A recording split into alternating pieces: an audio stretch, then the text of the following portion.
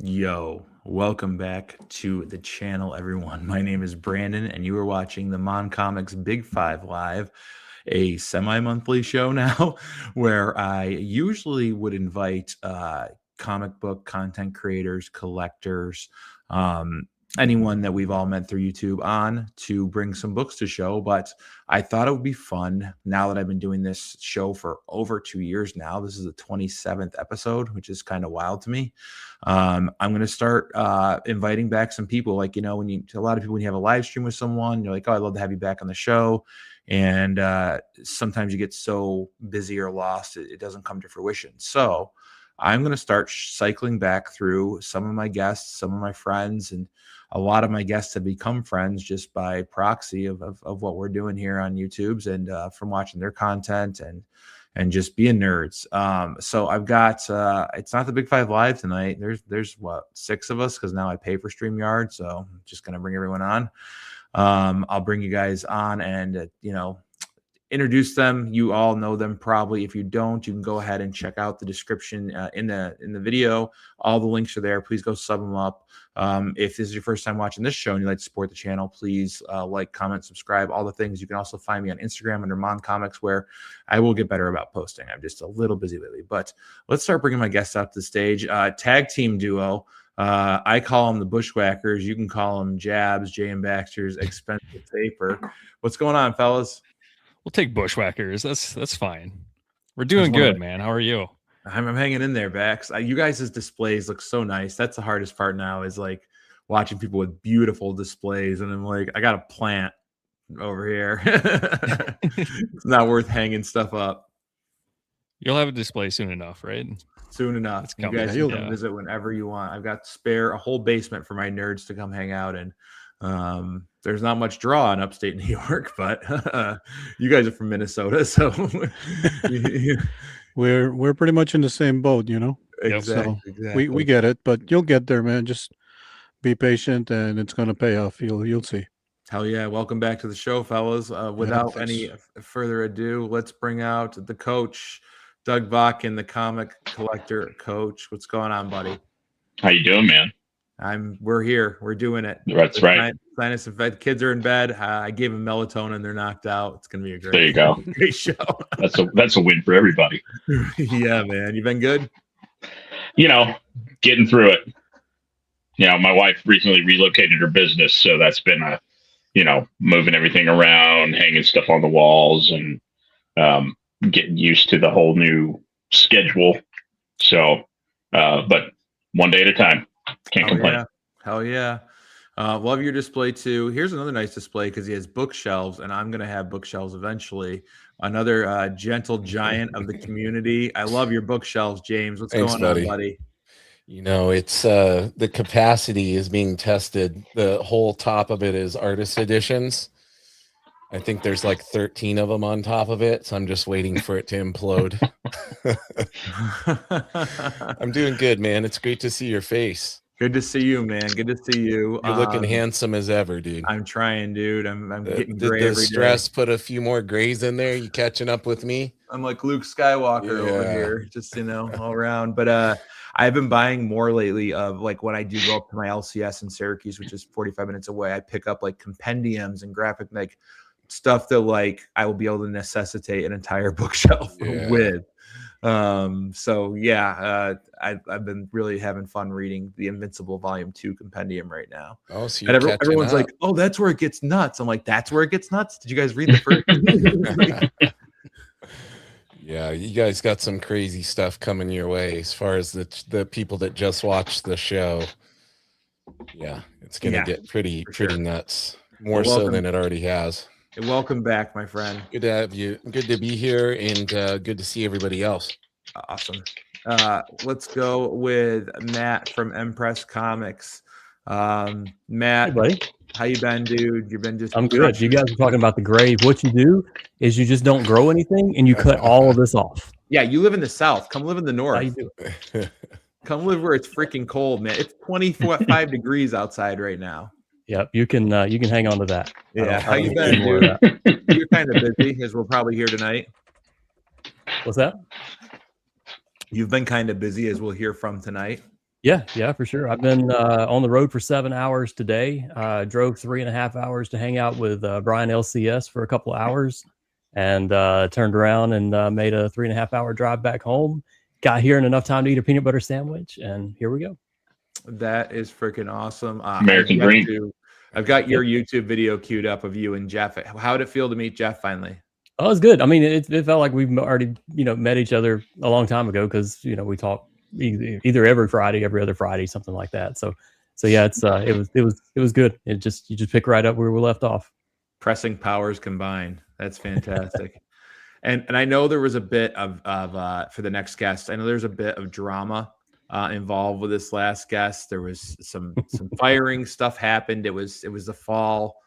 Just emotions ran high, but we're going to bring him back. We've re-signed him. We've offered him a substantial contract to come back to the channel. Mr. Akins, what's going on, buddy? How is everybody doing? Good, buddy. It's good to see Doing you. great. It's funny. Everybody's talking about their backdrop. I actually had family over for the past 2 months. This is the first day in 2 months since I've been in this room because we turned it into a bedroom. All my comics are in the garage. Oh my I goodness. just take everything out, and I just set this up today. I took the bed out, the bed's sitting over here and everything, and all my comic books are still in the garage back there. Well, thank God, because we would have kicked you off the stream if you hadn't put comics. I'm the only one that's allowed to have a ghetto-ass background behind them. It's a conversation between two ferns. Yes. There you go. I did pick up a vinyl record player last weekend that I've really been enjoying, and Stone Temple Pilots, old Sublime. Like me and my wife have been sitting here doing house plan, and we reorganized our fire folder with all the receipts, because now we're submitting receipts because you can submit receipts for stuff that you had to get lost appreciation. Mm-hmm. And the lady who's helping me with that, she's like, yeah, you're one of, I've been here 3 years and no one's ever done this. I'm like, what do you mean? She's like, yeah, usually they get a big settlement. They just go and buy new stuff. I'm like, you're leaving money on the table. She's like, yeah. She goes, you guys are pretty determined. I'm like, I have things to build. I have a room to build. But anyways, welcome to the chat who's showing up. Scotty Hawk YouTube. He's my cousin. He does some awesome gaming stuff. If anyone's into video games, Star Wars theory type stuff, please give him a sub. He's been crushing it lately and growing his channel. Dave, I miss you, dude. What a crew. Hello all. I hope Australia in the future is awesome. Empress kicking in. Speaking of Brian, Matt, what's going on? Yep. Brian, Thomas Bliss. Now, Thomas lives north of me in New York. It's cold where I am, but where he is just Siberia. It's just awful. Richard Westfall, the freaking super fan, man. Richard. What's going on, buddy? James dropping into the chat. We're going to be a sneaky show tonight. People are going to discover us slowly, I think. And Uncanny Derek, Canada. Love you, dude. Even Rain 8605. What's up, big bro? And good fellows from Nebraska. What's going on? Nice. I think. Oh, Peyton, very nice guy. He's on Instagram. Westbridge Comics. You can follow him. He was kind enough to send me some cool stuff. Ready for this one, guys? Yevgeny Sokolov art. It's Yevgeny Sokolov. Yevgeny Sokolov. He's a phenomenal artist. He hangs out and draws with us on our drawing live stream every Sunday. Thank you for joining us. Get to know the name. He's got some big pro work coming out. Oh, awesome. That's we like hearing that. What's up, Los from Los's Comic Journey? Did someone say Mr. Akins?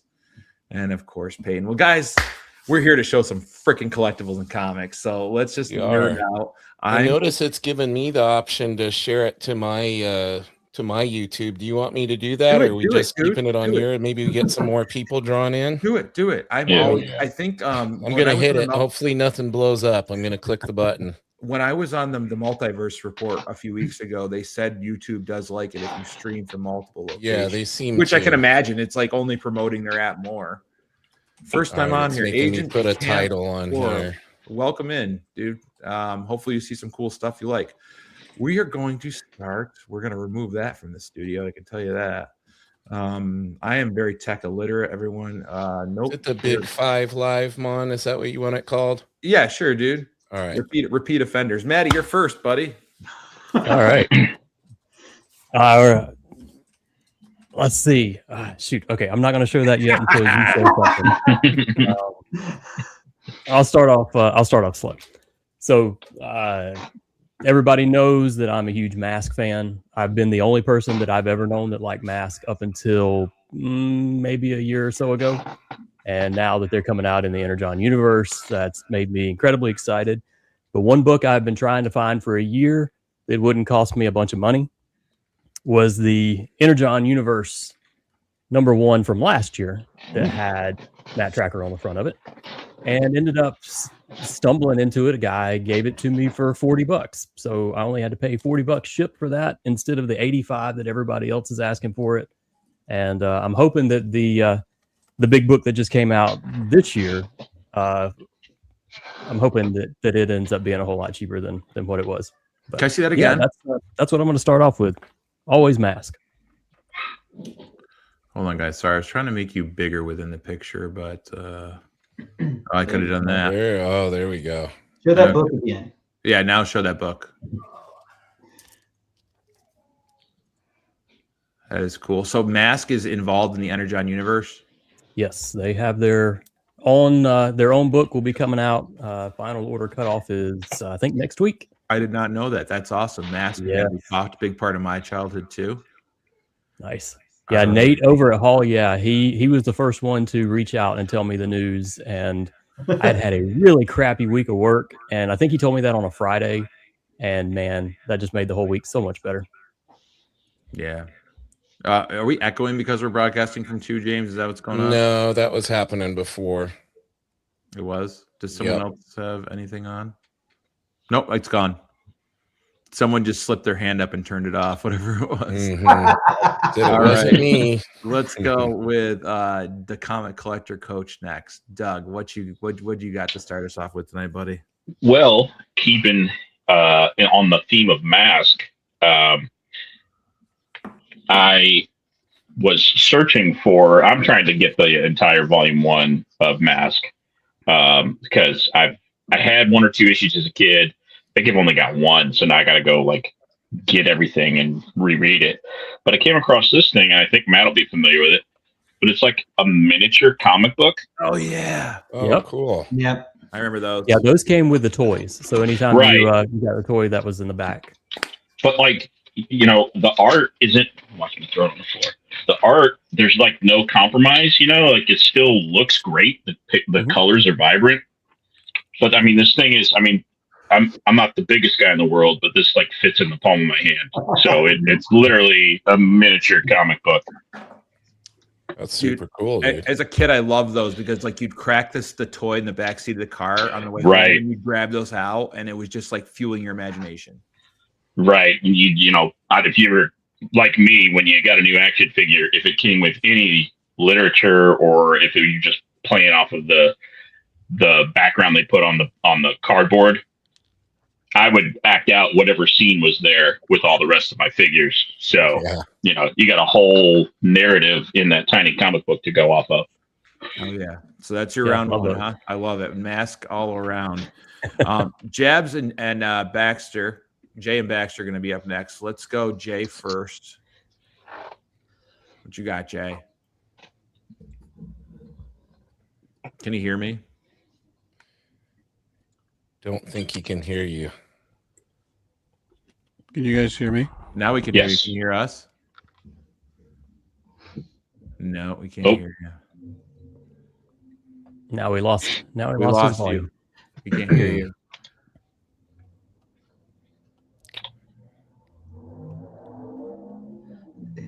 Can't hear you. Can you hear us? See if All right, here's you what we'll guys do. Hear us either. All right, we're gonna bring Baxter on while Jay figures it out. All right. Good. Okay. All right, Baxter. I'm what you having got, buddy? I'm having a little bit of lag on my end too, but Okay. can you guys hear me okay? Yeah, you're fine. Yep. Good. Okay. All right. Sounds good. So yeah, a couple weeks ago, there was a comic book show in Woodbury, Minnesota, and ended up picking up issue number 3 of Smarg. We've had them on the show before. And what did Jay say? I can't hear him. Mathing is So. hard. Okay. No, All right. that was from earlier. I was testing something. Oh, So Okay, yeah, so they're third we're gonna have issue? them on the. Oh, sorry. Yeah, we're gonna have them on the show again. Talking about just the work that they've done in issues 2 and 3. I also picked up one of the variants from issue 1. That I was had that. done by an artist Zip, which is a homage to this X-Men issue. So another fun thing about this issue number 3 is we got an inside cover Ooh, nice. advertisement in there. oh, there you That's go. awesome. Excellent. I love That's- that story. I love the characters. I love that book. So it was real when Jay sent me the ones that I had lost. I was so pumped because I think it's a really smart book, and I love the art style in there. And I didn't know issue 3 came out. Do they kickstart those, or what? How do they put them out? That's a good question. I've only seen them at I usually know about them because we're in contact with them. But I've seen them pop up at like my local comic shop. I don't know if there's any type of like mass email or Kickstarter that they've got going on. Maybe Jay would know more about that, but Jay is silent. Jay's still silent. Jay, Well, he can hear us. 'cause I he's think he laughing. can hear us Can you now. hear me now? We Yeah. can. We Yes, we can. can. There you All go. right. yeah, we're good. Don't touch Yeah. anything, Jay. I'm trying not to. So issue number 3 of Smarg is out, huh? It is out. I haven't read it yet. Okay. But I'm excited to. Awesome. Well played. You guys, it's like seeing my fan favorites on here tonight. Jay, what do we got, buddy? All right. Well, I'm gonna cheat because I'm a cheater. But I have 2 signatures to show and share with a couple members of the esteemed panel today. First one is for Mr. A. I'm sure Yeah. he'll have that signature. Yeah. Oh, snap. He's getting mad. No, I want people to have it. I want to spread the joy. Some John Byrne goodness. Yes, that's Yeah. right. I'm not even that big on the Incredible Hulk, but you got to seeing a take John Byrne sing on the cover is not something you cover. see every day. So Yeah. Yeah, because like a lot of artists back then, they would sign the inside. They didn't want Yeah. to spoil the cover by signing the cover. And that's a beautiful Hulk cover. I love that cover. Yeah, it's great. it's a beautiful cover, and the signature placement's amazing. Mm-hmm. And then the other one that I wanted to share is a book that Matt worked on for me. Ooh. Oh, there you go. Godfather. Beautiful. Guy doesn't know anything less than a 9. I know.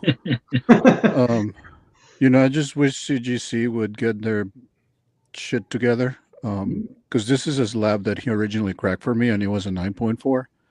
And when he sent it to me, he warned me. He's like, this is more in the 9.2 range. And I was hoping against hope that it would come back as it originally went. But I'm happy. It's a cool cover. And of course, the Todd Father signature is on point. Any Yeah. reason So- you picked that one? The reason I picked this one is because the others just seem to be flooded. Spider-Man 1 was an option, but I'm like, everybody's going to send that book in. And call. when you Yeah. have so many of them in the market, it's like, me, I try to have something a little more on the unique side. So Yeah, that's that's kind of definitely why I not went with one this cover. not one you see all the time. That's great. You know what cover I Yeah. want done signed by him is the lizard cover, where it's Oh, like the yeah. lizard with the Oh. good teeth. That like he drew a really awesome lizard. Yes, he did.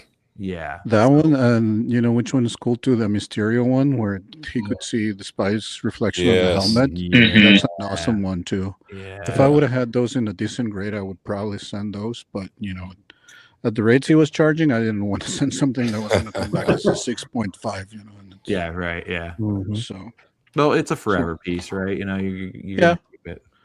this is going to go in my wall. It's not going to go anywhere. But still, I'd rather You're have running it out at of 9 space. point something than Chris Parker, what's going on, buddy? Welcome. Hey, Chris. Oh, there you go. Oh, Signed yeah. Back of books back in '83 on the front page. Yep. All right, Akins, Oh. you're up next, my friend. So my understanding was collectibles, not necessarily comic books, but collectibles. So I'm going to show a comic book and kind of relate it to other collectibles. So I I'm a big Iron Man fan. Iron Man is my favorite character, deemed so by going through my collection and finding I have more Iron Man comics than anything else. This is my favorite version of his armor. This came out, Iron Man, this version came out in 1976, Iron Man number 85. And the blue and gold came out. I mean, the red and gold came out in Tales of Suspense, but this particular version was 1976 to 1985. And so since this is my favorite version, another thing people like to collect are statues. So I've got a lot of statues. And of course, when I first started collecting these are Randy Bowen statues. Mm-hmm.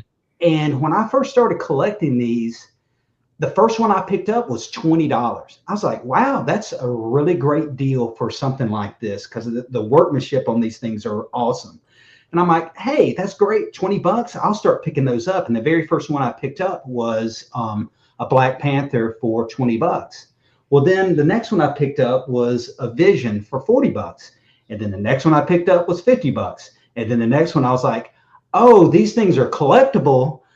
They're starting to go up in price. But the Iron Man ones, you can get a box of 3, a set of 3, and this one came in a set of 3, still probably for $120. So that's $40, a piece.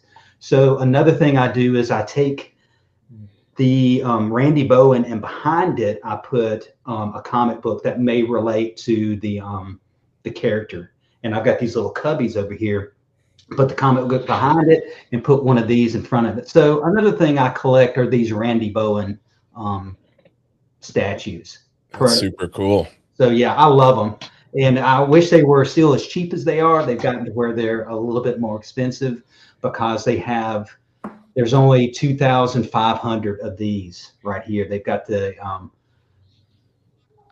oh, nice. Yeah, they're all numbered. Bottom. So, yeah.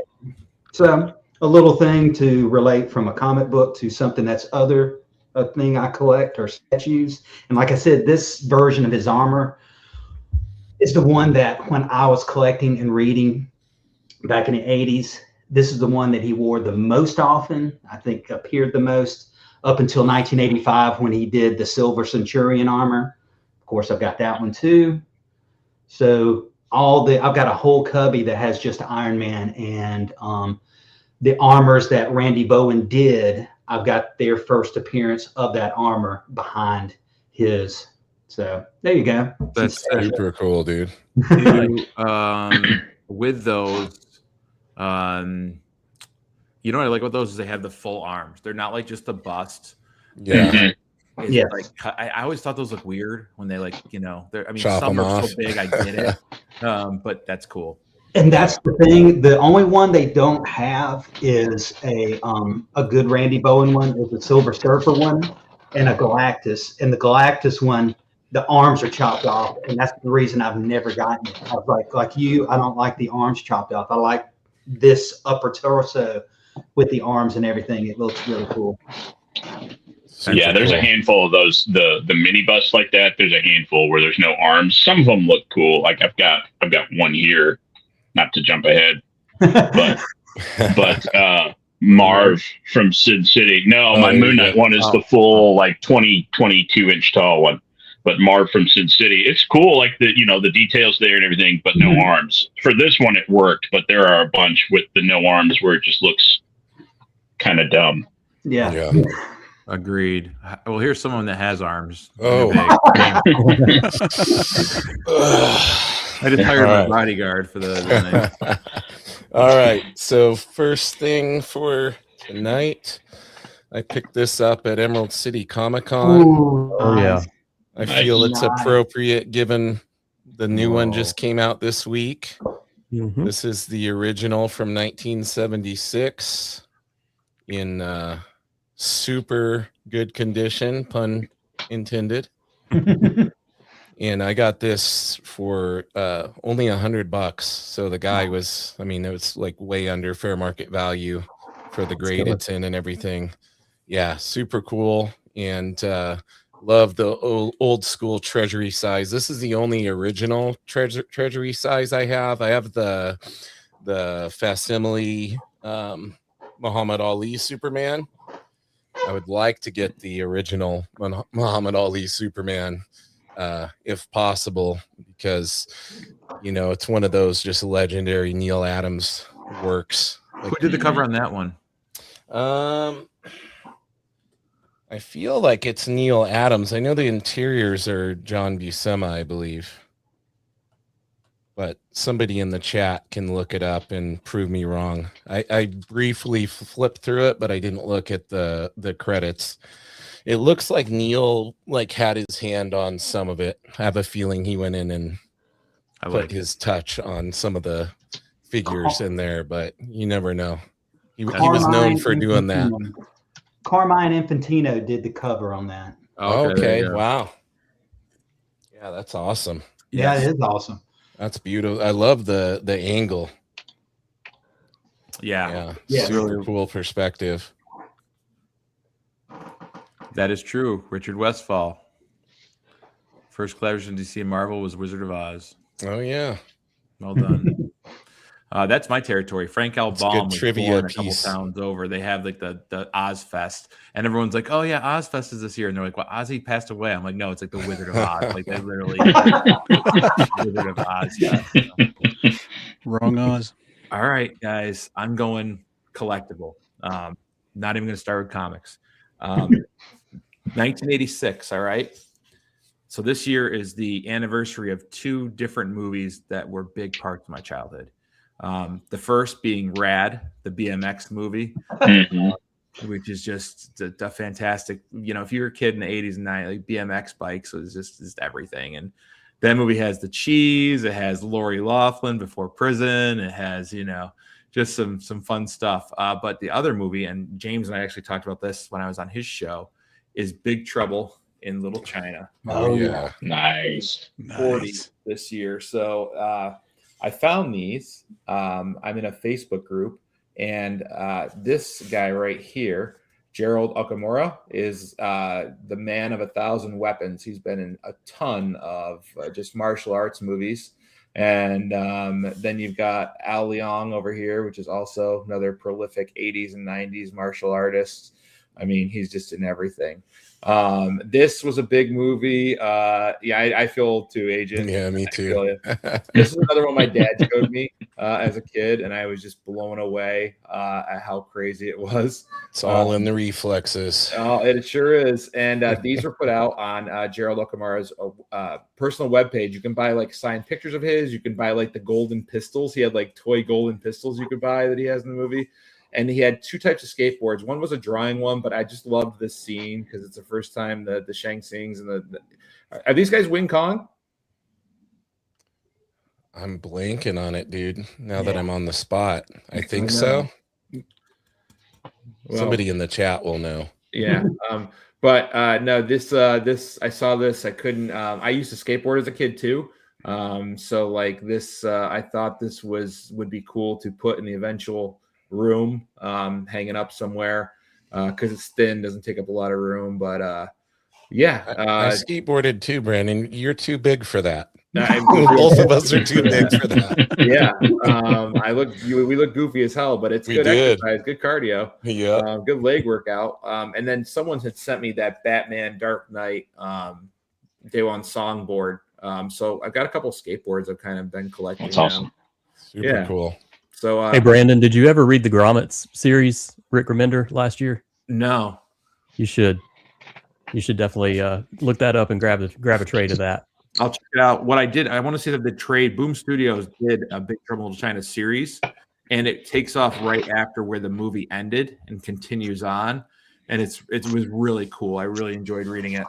Again, I got to get the trades because I just don't want to buy all those books again. But they tried doing that with Buckaroo Banzai as well. God, I love that movie too. Another classic. Yeah, they did the newer comics. I showed my wife that, and she's like, "What the hell is this?" I'm like, "Look, it's John Lithgow. Just go with that." I'm going to start round two. I said some of us might, movie. 2 in a row. These are from someone who's in the chat, Chris Parker.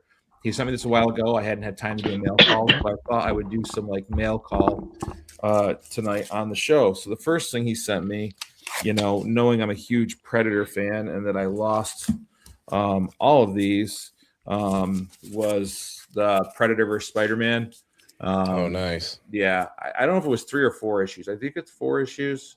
But I love the series. I love that Craven was involved in it because it only makes sense. So he sent those along. So thank you for those, Chris.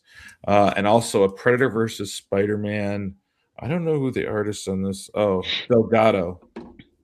Or is it Paulo? I don't know. But number 4. It's cool. It's very cool. Captain America. Oh, this is the 4th issue variant edition. Okay. It looks like a 90s comic, kind of. It's a Captain America homage. Let me get it off the wall right here. Oh, you got it? Yeah. Of course he does. What's up, JSS? Let's go side screen. There it is right there. Oh, yeah. Mike Zack. Yeah, Mike Zack. Classic. Love that cover. Okay. Yeah. Okay. Well done. I like it. All right. So continuing on, because he sent me some big books. So Famous Monsters of Filmland 202 from 1994. This thing's like in amazing condition. Oh, that's cool. Oh, wow. Yeah, these are great. Anyone who loves monsters as a kid, like there was just so much to gobble up with these. I remember reading them. He sent me, now this one's from 1964. He's sticking with the Universal monsters. Nice. I like that a lot. The Wolfman, Monster World. And then the last book he sent me, going total black and white. Mexico Goes Monster Mad. So I don't know if this is a Mexican one. There you go. It's awesome. And I really appreciate him, Chris. I just ordered another. Actually, when I went to Funky Town, I picked up another short box because of you crazy people sending me comics. My wife's like, you keep them extremely organized. I'm like, I'm not going to put them on the wall. Like I need to be able to, when it happens, just transport everything. Just move them. Yeah, like smart. My art all is packed into one thing and stuff. So thank you, Chris, for those kind books that I can read. And my kids, I love showing my kids those horror magazines because there's nothing bad. It wasn't until Fangoria came out that they got like, shouldn't show my kids these. All right, let's go on to the next person, Matt, for round 2. All right, I'm going to not say what this came with, but I got a package from Brandon with a book to work on. I don't even remember when it was, but it was sometime earlier this year. And the box was bigger than a comic book, so I didn't know what he had gotten up to. But this will be my last mass thing of the night, I promise. But he sent me a still sealed in the box in perfect shape dynamo. Wow. So Do it is absolutely perfect. It is the only original one that I've ever had that is still sealed and in the box, and it'll stay that way.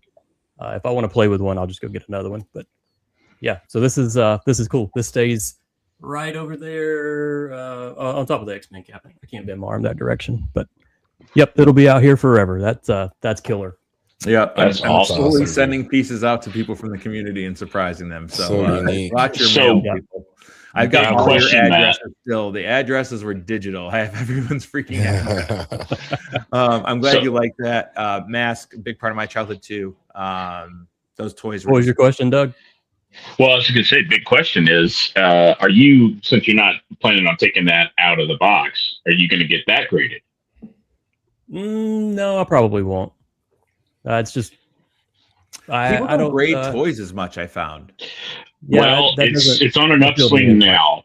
It It's is on an upswing now. Yeah, it's coming back around because now that more people like VHS tapes also have. I don't know if you guys have been keeping your fingers on the pulse of that, but some VHS tapes, like still in the box now, are going for hundreds and thousands of dollars, and I don't understand it.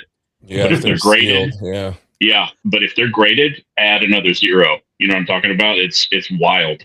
So I just was curious if you were going to get that graded since it's I'll in just such hang good on to this shape. one. Yeah, I'll probably just hang on to this one and leave it like it is, so I can still hold it in my hand and still enjoy it. I found that in the UK. Believe it or not. Yep. Wow. Is there any reason you find more of those in the UK, Matt, than around here? I don't know the answer to that. It's all the nostalgia. You're right. All right, Doug, what nostalgia do you have now, buddy? Nostalgia. I don't know about nostalgia, but somebody mentioned Invincible earlier in the show, and Yeah, we did. I thought this was awesome. David Mack did a retailer variant of Invincible #1. It's a matte foil, Yeah. and I am a huge David Mack fan.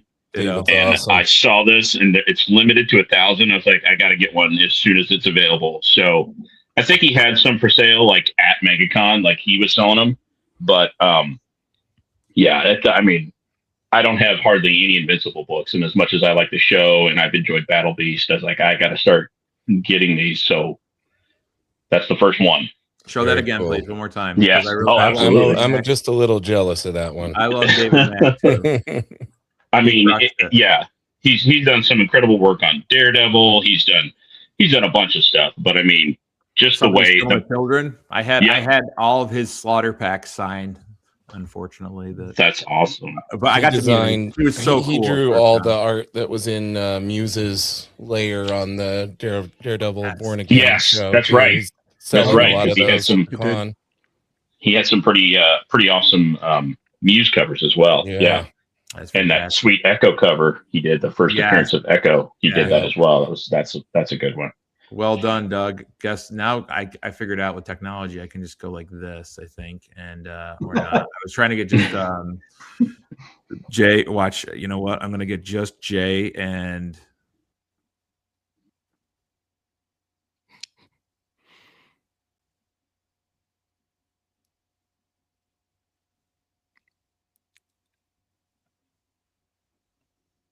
Jay, you there? Am I? I think I lost my connection.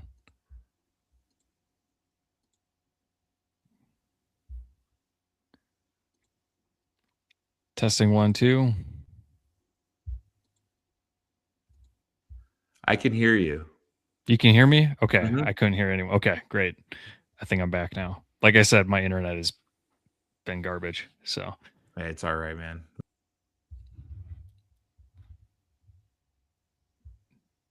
Jay, can you hear me? Are you there? I can't hear Jay if he's talking. Can you hear me? Okay, now I can hear you. Can you hear me? Okay. I Okay. lost the other guys. Was it just Okay. is it now us to showcase or what? It is us. Yeah. All right, so- you want to go? Sure, I'll go. So I will go ahead and share this. This is a latest statue that I picked up. This is from Iron Studios. It's a black and white variant of Leonardo. I thought they absolutely knocked this out of the park. Absolutely love it. I'm a huge Turtles fan, so now that I've got this guy, I think I have to go get the other brothers now. You can't be alone. So there were 300 of these made. This is 268. So yeah, it's gonna look great on the shelf. All right, go ahead, Jay. Nice. Well, what I got here, original art is very expensive. And I can't promise this will be the last FF stuff that I will show. But what I do have here is I think what can get as close to being original art as I can in my budget for Jack Kirby. So what this is that this is production art. And what that means is that they took the inks and then they put them in transparency paper. And then that's what they used for color guide so that they could print the book. And Just so we can all join in. then that's what they would do to do the color matching and whatnot. So this is, again, it's not original art, but it's pretty darn close because not a lot of these survived back then. So I'm That's amazing, dude. pretty stoked that I have some Jack Kirby production art. I'm jealous. Pretty rad. That I That's can showcase incredible, it tonight. dude. Very jealous. Fantastic Four #7, and it's pages 23 and 24. That is freaking cool, That's awesome. dude. So cool. Yeah, I'm a little jealous too. Yes. Yeah, You it's threw us gotta all be- backstage, didn't you, Brandon? What's that? So You kicked us all backstage, didn't you? I did an attempt just to have Jay and Baxter on the screen. I But see can't what weigh you in, and you did. don't get the good witty banter from everyone loving the piece. Like, I Come love that. on. I love the turtles too. When Baxter Couldn't showed hear the us turtles, I'm like, drooling over the turtle figure and the I Jack was. Yeah, Kirby I couldn't stuff. hear anything. Sorry, I had no idea what was going on in my. That was my internet's fault. I been tried to lagging, get so- fancy, like James said. I was telling you to buy all the other turtle There you have figures. Yes, I get 'em have all. to now. Yeah, Get I've 'em got all. to. They look Definitely. great. So Well done. I don't have any Kirby stuff tonight. That's for sure. Akins. Okay. My second favorite character is Captain America. One of the first Captain America comic books I ever bought was a Jack Kirby. Speaking of Comic book, Kirby, right here. yeah. Inside a lot of these in the 70s, you could buy those Mego action figures. You could buy them at stores and stuff. The one I did not have was Captain America, but I haven't gone back and looked on eBay and gotten one. But since you're an adult now and you have adult money, you can buy other action figures like Mhm. Oh, this yeah. is a Legend series. I can't remember when these were put out, but Like the 2005 or 6, I think. the story with me and action figures. So when we remodeled this house, I had a choice. I had a bunch of action figures, I had comics, and I also had terrain I had created for D&D. Not enough room for all that stuff, so something had to go. The terrain went, and I actually sold almost all my action figures except some of them, and this is one of them I just could not part with because I love the detail on these giant icon legend figures. I just love them. And like you said, I don't have a Mego one, but this one, I love the detail on this one. I've got this one, I've got a Hulk one, and I've got a Spider-Man one from the Icon series. And I love these. Choices were made with the action figures, is what you're saying, huh? But yeah, I went and I sold all the action figures, and it's funny. I had the smaller Legend ones, and I actually had some action figures from DC Superpowers Oh, when I love was a those. kid, and Marvel Superheroes. I had some of those. So I had these, and I had the Marvel Legends, and of course I don't know anything about action figures. And I take them to my LCS, and I'm like, "How much are you giving me for these?" And he wasn't giving me any of those. And I had those action figures all in a box, and I wasn't necessarily going to sell the ones I had when I was a kid.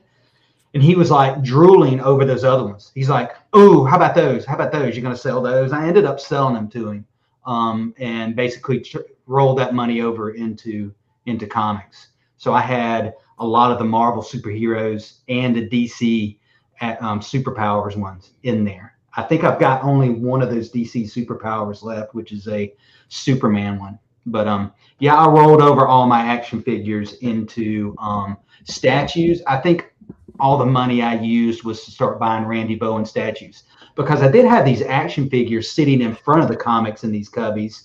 But the problem with action figures is they fall. They're not sturdy. You want them in a pose, and you can't get them in the right pose. And I was like, Yeah. I'm gonna turn this money over into statues, and that's basically what I did. But some of these action figures I couldn't get rid of, like this one. I love this one so much, couldn't get rid of it. It's like what I Super did with cool. Magic cards. Just turned it on to comics. That's fantastic, Akins. Those Icons figures came with comic books, didn't they? Yes, there's a comic book in the back there. The only one of these I opened, I had an Iron Man one, but it was a later version of his armor. I didn't like it as much. If it had been the classic version, if they'd done one of these in a classic version, I would have absolutely kept it. I kept this one, the Hulk, and Spider-Man, and I think I got rid of all the other ones. But these big ones, I was like, I don't know, I just can't get rid of them. I like them too much. But yeah, there was a comic book in the back there. Oh yeah. And Yeah, I had that, the Captain America and the Iron Man one. And funny enough, same thing, when I moved last year, I was like, I got to get rid of some of this stuff. And I picked those up and I took them to my LTS, and they're like, heck yeah, we take those. We love toys in here. And so I had like a couple $100 credit or something for a while. Mm-hmm. So that's it. Mass version too. Action figures. Smart to save those Aikens. All right, James, you're going to end round 2 and you're going to start round 3. Okay, buddy? I'm ending round 2, so I'm going back to back. Back to back, Yeah. brother. Oh, okay. With I'll no do bell. I'll do the last comic I have for show. The rest is original art. Yeah. So I'll finish with original art. But the last comic I pulled out to have on here is one I got not too long ago. Nice. Very First nice. appearance of Mr. Rhino. Your brother. Yeah, exactly. Yeah, in a 4-5. I belong to a group chat of a selling group on Instagram, and it's dangerous being in there. So they posted this up, and it was like about $100 under fair market value, Oh, and I couldn't resist, and I offered them even a tiny bit below that, and they accepted it. So that's how I ended up with that one. And want me to go right into the third right round into here? All right, let's see. It's unwieldy here. This is a commission I had Ryan Benjamin do of Invincible and hell yeah. Conquest. That's So fantastic. you guys ever have a chance to get a commission from Ryan, he's amazing and he's crazy fast. So it's not one of these situations where you put in for a commission and then they don't have it done when you go to pick it up. I had a scenario with an artist who will remain unnamed that it was supposed to be done the Sunday the con was ending, and I got it 6 months later. He mailed it to me. Oh no. Yeah. better late than never, but damn. Better late than never. Yeah. That was some What cool size work. is that piece, James?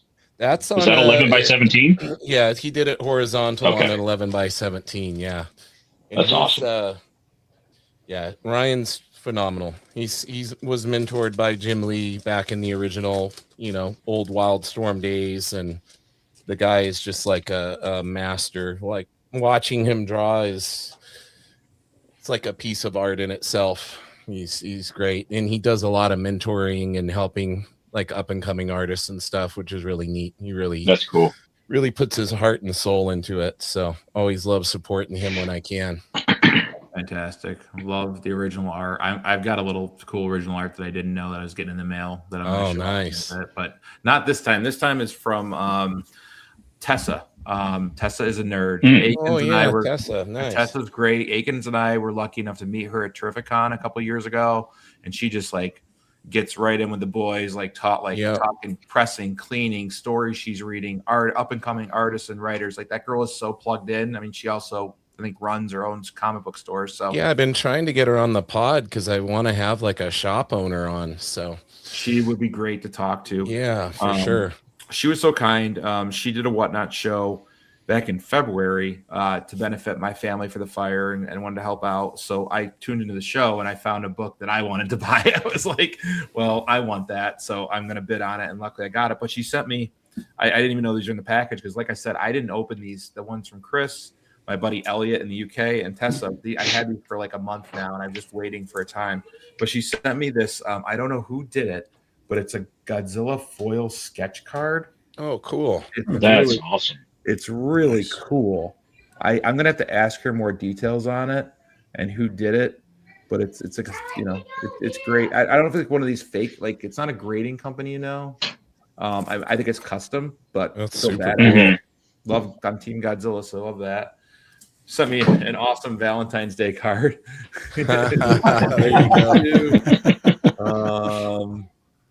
I know it won't be much, but I hope it helps. Sending love to you and the fam, Tessa. She's so kind. I've seen her do a lot of stuff for people in the community.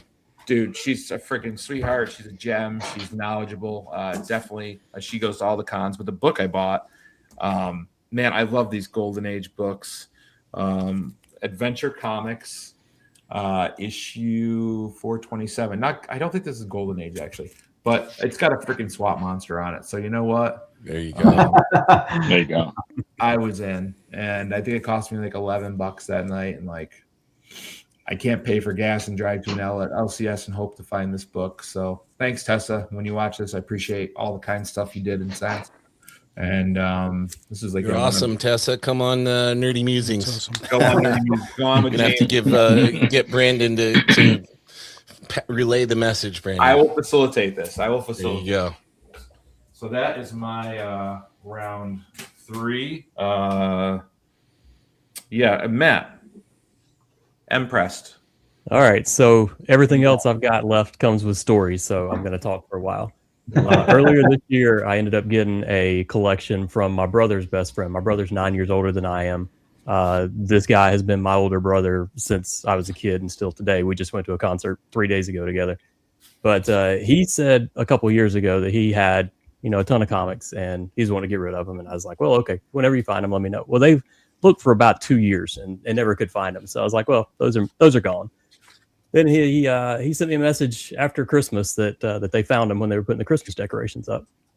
I wasn't expecting anything. There's not really no golden age, anything like that. This is basically a whole bunch of 90s stuff. But the fun part of it is he went to the newsstand here in Clemson and he bought everything. He didn't read it. He left them in the paper bags mostly, and they were all still stacked untouched in these paper bags. Oh, wow. So it was things that I got excited about. There was like the first 17, I think, Spawn books were in there untouched. You had like every 90s Ghost Rider, Punisher. There were titles I've never heard of before, and all of the Infinity War, Infinity Gauntlet, all those series, all that stuff was in there.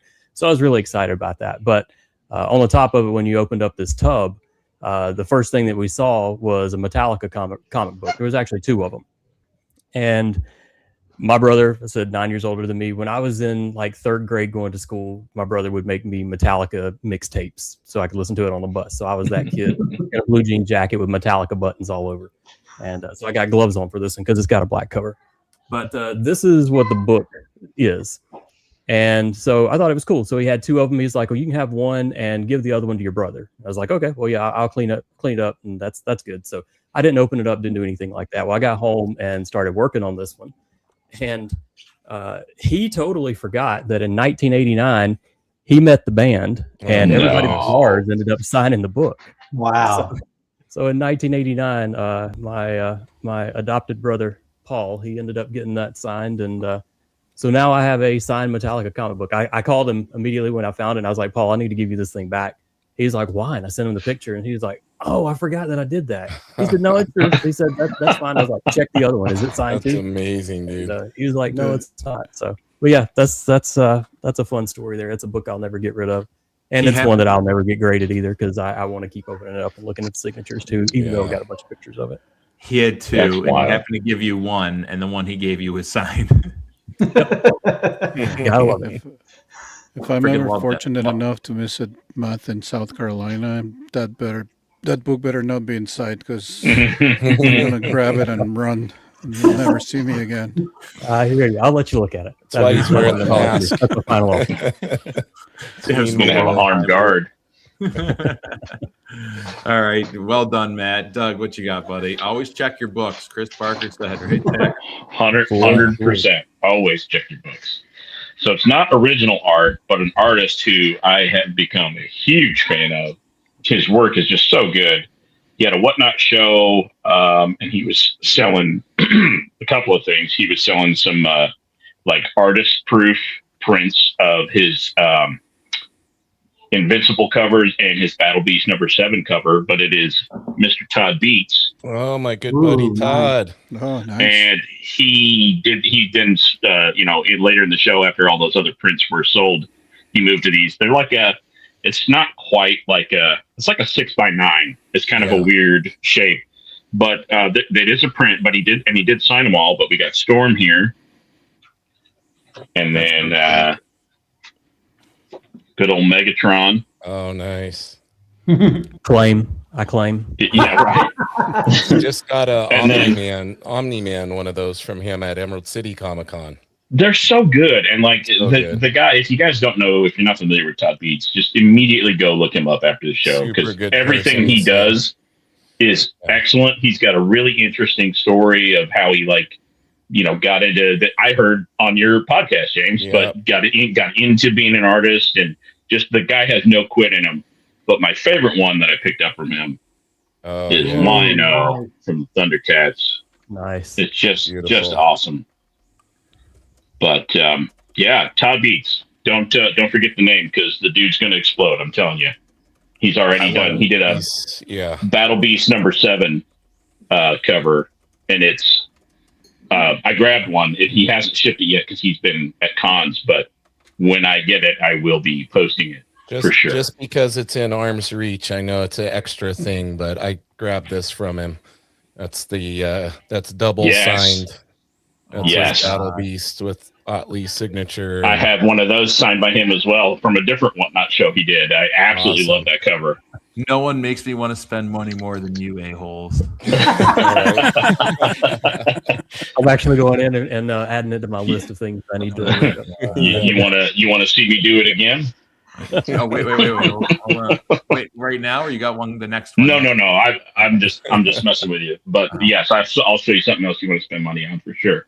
Okay, fine. My wife's not home. We're She's gonna- at a bachelorette party, so let's shop. We're What do you gonna- got, Jay? We're going to try this, so bear with me because this is hanging up on my wall. So I'm going to try to join with my other camera and then walk you guys upstairs really quick and show you this. So bear me with just 1 second. I hope you're better at tech than I am. This is gonna be interesting. It worked. Oh, well, you got it. You got to mute one of you. There you go. That was just special effects, all part of the magic. All part of tonight's magic, folks. No extra charge for that. It's all part of the production, guys. Yes. Now we get a good look at all those wall books too. I know. How about Jealous. this? Field trip time. Yep. There we go. What is this? Oh, Look at nice. that. Wow. Oh, that's so cool. Who did that? Oh, he's muted on this one. Oh yeah. No, his He'll be able volume's to- still hooked up to the computer. So, yeah. He'll be able to answer us when he comes back. Yeah. He's coming back. He's running back to his chair. I think that's signed by Mark Hamill. All right. Wow. No kidding. Yes, that is very dangerous to get into the poster game. No kidding. But that is a J. Scott Campbell original, signed by Campbell and signed by Mark Hamill, Luke Skywalker himself. That's an amazing Shut your piece, butt. man. That's incredible. Nice. So Okay, so we've had this debate in one of our group chats on Instagram that I'm in, and people are like, $400 is way too much. I think that's crazy. And it's like, to me, with Mark Hamill being my childhood, like Star Wars being so ingrained, like I wouldn't mind paying that for one signature and the chance of like meeting him and talking to him, because Right. like they had to start raising their prices when they were selling them so cheap, and then people were doubling or tripling the prices on eBay for them. So he's just selling himself short. But like I was telling people, like he's not even those, like Sylvester Stallone, I think charges $800 last I knew for an autograph. So like Mark Hamill would totally be worth it. Where'd you meet him, Jay? I didn't. I actually bought that off an IG live sale. Okay. The seller met him, so he, it's not authenticated, doesn't have a COA, but I trust the seller. He's gone to a lot of cons. Right. And he had it because he was downsizing a bunch of stuff from his collection, and he had a bunch of OA. He had a couple of Bruce Timms, the one wow. obviously for a pretty penny. And then he had that poster, and I'm like, info in the poster, and he's like, that's not for sale. I'm like, everything's for sale. Everything is. Yeah. So actually, Seller right there. offline, I DM him and I said, you know what? I'm being serious. Like, I'm not joking because, it's Mark freaking Hamill. It's my childhood also, Luke Skywalker. So Sure. we were able to work it out. And he also knew that I was a big J. Scott Campbell fan. So he sold me the piece. And then we worked out a payment plan because obviously it was not cheap, 'cause Right. it's both signatures plus the art. So we worked out a payment plan, got it, and then framed it. And this one I did pay also a pretty penny for the framing because it's the museum quality. You got it. You can't mess around. So you have to it's an investment at the end of the day. It's not going to leave my wall ever until I die, but still you don't want anything to happen to that thing. So Yeah. Great That's piece, awesome, man. Jay. Baxter, can you beat? Whoops, I just screwed that up. Can you? What do you got for Mark Hamill? I can't top that. You got Harrison What I Ford. have, like literally. Okay.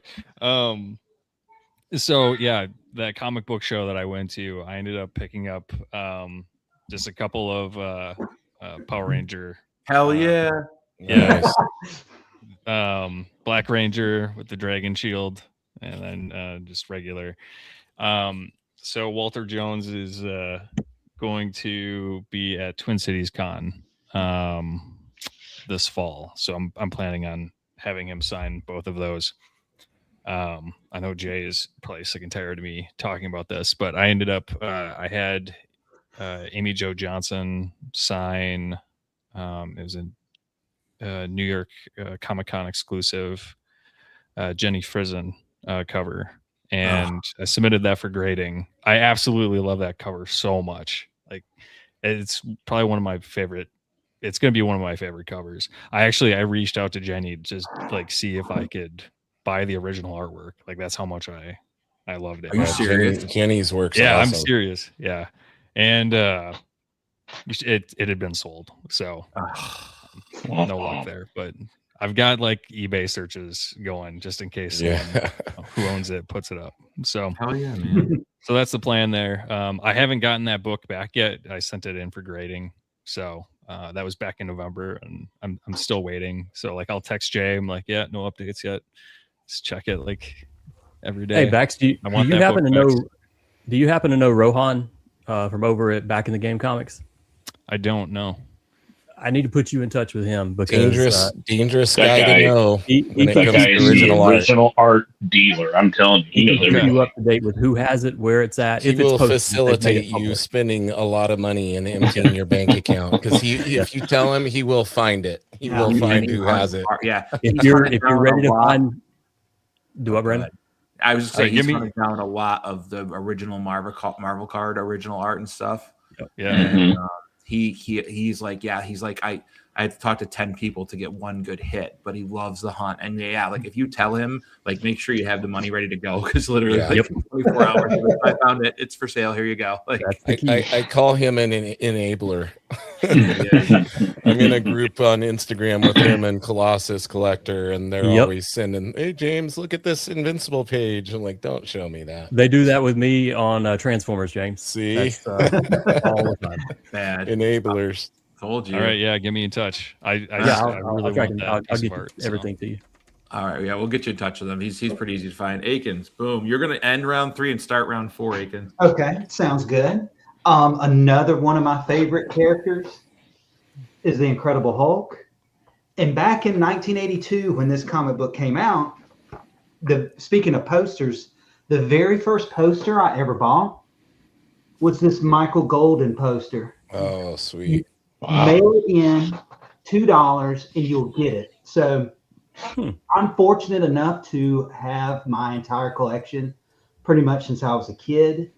I didn't lose it in a fire like some people. I didn't have to sell it like some people. But this is one thing I could not find. I could not find this original poster. I've looked on eBay. I've had people look for it. They can't find it. But the next best thing is getting a reprint and having Michael Golden sign that reprint. Oh wow! Oh, that's yeah. This is a reprint that he did since he sold that piece of artwork to make those posters. So he redid this and recolored this poster. And I remember having this very first poster as a kid. It was the only poster. My mom wouldn't let me put posters on the wall, but she let me put it into the closet. So it was in the closet. I remember looking at this thing and just going through all the detail in the characters, and That's so cool. so much characterization in the, it's like Nightcrawler. Nightcrawler is being his mischievous self, popping in and out. I love how it shows the relationship between Iron Man and Captain America. I love how the Hulk is coming in, fixing to smash everybody down there at the bottom. I remember having this as a kid. So this is the next best thing. I picked this up at, I think I picked this up, and that's his signature right there. I picked this up from him. I think this one was at Heroes Con, and I got him to sign it. What was your Michael Golden experience like? I hear all these things, but I've had good experiences with him, but I've heard varied things. I'm going to tell you, he has a odd sense of humor, and so you have to take him a certain way. But let me tell you something: if you're a paying customer, he's going to be. That was my experience. That was my experience. So, and it matters on what you bring him to sign. If it's something that he feels he has sold, like he's done art for other things, and then he hasn't gotten as much money for it. I think he is of that generation that I feel like he's a very influential artist. I think he really influenced Todd McFarlane and Jim Lee's artwork. 100%. Yeah. Sure. And I don't think he was able to make as much money as they did. And also, I don't think he enjoys doing the superhero genre. I think he does it now to make money, and he's at cons. And if you come up to him, and I found that if you talk to his handler, and his handler, I cannot pronounce her last name. She was an editor at Marvel Comics for a long time. And she was up at Heroes Con in the art, doing the art, and she's his handler. And if you talk to her first, he seems to be much better when you realize that, hey, let me talk to her and have her talk to him about what you want, because he wants to just sit there and draw. He doesn't really want to interact with you much. So very awesome. That's awesome cool. Piece, man. Very so awesome. that's 3. I forgot. I'm gonna I wasn't ready. Another of my favorite characters, Amazing Spider-Man. Nice. So in this era, also, you would find these advertisements for, of course, Karate. Dungeons and Dragons. And so I think this is Bill Willingham artwork on these things. And they were like a story kind of promoting Dungeons and Dragons. And if you're a collector, let me put it this way, if you're a role player, you love collecting just role-playing games, whatever. And so they had these advertisements, and Bill Willingham did all the artwork for all of them except one. And one of them was done by Jeff D. And they advertised a lot of other role-playing games. So one of the first ones I picked up, this is art by Jeff D. This is Villains and Vigilantes. It's like Dungeons and Dragons. It's another role-playing game. But if you're a role player, you love collecting role-playing games. And sometimes you just get them just to have them on the shelf. Like people have books on their shelf. They like having role-playing games up there on their shelves. So this is Jeff D. art, but in some of these other role-playing games, you could have George Perez artwork. Oh, that's sweet. So George Perez did this. He also did the primary book, the Champions playing game. And you can tell this is some George Perez artwork there. Oh yeah. Sometimes in some of these modules and things, you can find artwork that I can't find anywhere else. Like they will have stats and they'll have artwork, but a lot of this artwork has already appeared in something else. But this piece right here by Walt Simonson, I've never seen anywhere else. This is the only place I've ever seen it. No way. So this is almost like an original piece of artwork, if you can get these modules of Walt Simonson artwork. I've tried to look for it on the internet and things like that. So that's a piece of artwork by a really cool artist. Of course, I'm going to pull out some John Byrne art that you can't see anywhere else, but on a module. There's some John Byrne art, Alpha Flight. There's some John Byrne art of the Avengers right there. So if you're into the role-playing games, you can also, because one of the things I'm doing is I'm trying to collect as much of John Byrne's artwork, try to collect every single thing I can find. And because he was so prolific, you can go through dollar bins sometimes and find things that he's done. And so this is just another aspect of it, like, oh, there's some John Byrne art on these kind of things, like this. You're in the Super deep end, good buddy. stuff, man. That's freaking awesome, Akins. John Burns is watching, really happy right now. Yeah. All right. All right. Let's get to the original Invincible art here. 2 left, right? Just this one and one more? Yes, sir. All right. Well, this is since he's so prominently featured in the new season. Nice. Mr. Thrag. Mhm. Freddie Mercury himself. Jacked Freddie Mercury. Oh my You got God. Alan there and teenage Man. Oliver. Yep. What page and what issue is that from? This is issue 88, page 5. Oh my God. Yeah, and all of these were purchased directly from Ryan Otley at cons over the years, way before Invincible was as popular as it is now. You can't. I don't even want to say how much a page like this costs now. I keep seeing them selling on. There's a seller on Instagram that has a lot of Invincible original art, and it's crazy. The prices are insane, ladies. Are and they gentlemen. comparable to older original art? Oh yeah. Right now, just because of the show, I'm sure it'll mellow out, but yeah. That's so interesting to me. A very lesser rare. page than that goes for well over 10 grand. That's so interesting to me, because like I saw like someone on Facebook had a page from, I don't know what it was. It had Thor on it and stuff. They were asking 12,000 for it, and it was from the 70s, and that's a book that took how long with these artists to be how famous to reach that price, which is still a good price. But now you have a modern book like Invincible with pages selling like that. It's really interesting to me. Yeah, really interesting. It has to be, due to the animated series and just the mainstream popularity. Mm-hmm. Yeah, that's bad. Hey James, when did you get your first piece of original art? I got my first piece of original art back when I worked for Todd McFarlane's comic book shop. Okay, back in the. I didn't know if that was your very first one or if you had something earlier than that. Yeah, that was my first one. First 2 pieces of original art were McFarlane originals that they gifted to me on my birthdays when I was working at the shop for a couple of years. Yep, I remember hearing you talk about that. Wow. So That's cool. cool. Awesome. Jeez, Surreal. Unreal. All right. Well, I'm not going to follow that up with anything crazy, but this is from one of my favorite artists, and this gentleman, I've had his books on the show before. He reached out via Instagram, and he had been watching my channel, and he's like, "Hey, I created a comic. Will you take a look at it? It's horror." And I'm like, "Yeah, sign me up, dude." And he sent it to me, and I ended up falling in love with the comic, and he kickstarted it, and introduced him to Katie, K-pop junkie. And he went on her show, talked about it, and he charges like way under for his OA like bonuses in the Kickstarter.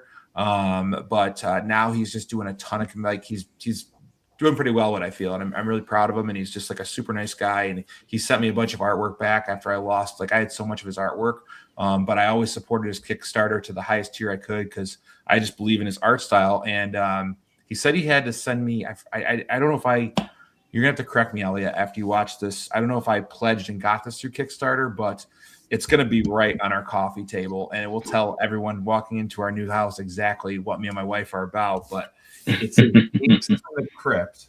Oh, right? cool. So it's his compiled 2025 artwork. And in The Fire I Lost, he had this great, he did a sketch cover in his style. He used a lot of cross hatching to do his style. And he'd sent me a sketch cover with Michael Myers. I'm a huge horror fan. And it was like an old EC trade dress. I can't remember if it was Crime Suspense or Suspense, whatever, but he recreated it here. Cool. And it says, to Brandon, thanks for all the support from the start. Elliot 26. That's really cool, Brandon. That's really Awesome. special that he hand drew that for me. What's his name, Brandon? Elliot. He's under Lost Boy Comics, so I'll show you Okay. right now. Oh, okay. We'll put his. If you're watching this and you want to check out his stuff and get some commissions done. Yeah, I'm gonna reach out to him. Yeah, this guy is. He started and he tells his journey on this first page of like the first ones he posted on Instagram, which were his Penguin and Joker. Those are both Oh my amazing. goodness. So good.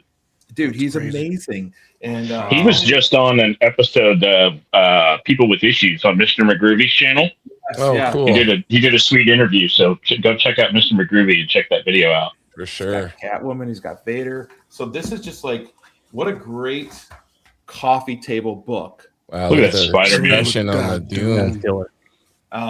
My favorite movie of 2025 was Sinners. And Oh yeah. he's got Lucy from Bram Stoker's. But not only does he have that kind of stuff, but like his artwork that he did on shirts and stuff, just every kind of artwork he did to expand himself in 2025. He put in this book, and his original comics is called Hellbound. He is so freaking good. He is just, I'm really proud to call him my friend. I've got some of his original art he resent me.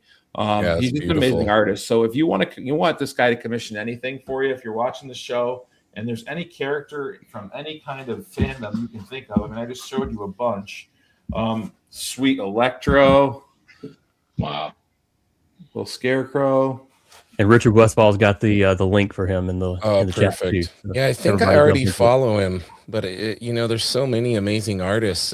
I didn't buy this one, believe it or not. I don't know who got it. Just Elliot, thank you. When you watch this, all work and creative projects done in 2025. Really Awesome good work, art. Elliot. I'm gonna do my coffee table book. It's going to be great. Like we're gonna have a nice wood finished coffee table. One of the trees we chopped down from our property. We took some big slices out of the middle of it, so that'll be our coffee table. But really cool piece of art from. What kind of tree? What kind of wood is it? What kind of wood was the tree? I can't remember. It was oak. You're gonna have that table for a long time. Then. Yeah. Mhm. Yeah, it's gonna be awesome. My wife's dad does like the resin inlay of like the color stuff into them. So we asked him to cut them like 6 to 8 inches, so that he would have some room to dig out. So you'll see pictures someday, guys, when I Beautiful. get back. But all right, I got Matt up next from Impressed. All right, I'm gonna go ahead and show my big one, and then I'll finish on the next round with the other one. So story time on this one. Last year, I got to be really good friends with Chris over at Cheddar Comics, and I started doing most all of his cleaning and pressing through most of the year last year. And one of the books I did for him was a Hulk 181. Ended up getting it in, and it was about a 5055 when I got it, and ended up doing all the work to it. Kept all the before and after pictures and all that stuff. It ended up getting graded at 8.0, so he was able to get it. He got it, sold it, made a good bit of profit on it. Was real happy with it.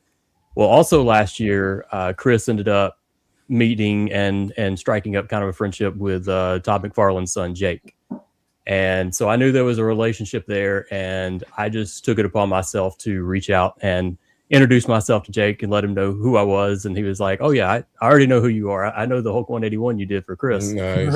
And okay, well this is cool. And I just let him know. I said, "Hey, if you ever need anything, let me know." And we didn't talk price, didn't talk anything like that. And he said, "Well, I don't know anything about cleaning and pressing." He said, "But I've got to book some stuff from my dad that I want to keep. And would you be interested in it?" I was like, "Yeah, absolutely. Send me some pictures or send it to me, whatever." And he sends me the book. And well, honestly, the book that he sent me was a disaster for me because it didn't have a bag and a board. Todd had left it in there where it could get bent and beat up. It had water poured on the front of it and on the back of it. Man. And I'm used to everything that I send back to everybody is going to be the absolute best it can be. And obviously 9/8 is what most everything is that comes out of here. And so this book, I feel horrible when I send it back to him. And Jake gets it, and he's like, "Man, what are you worried about? This looks fantastic."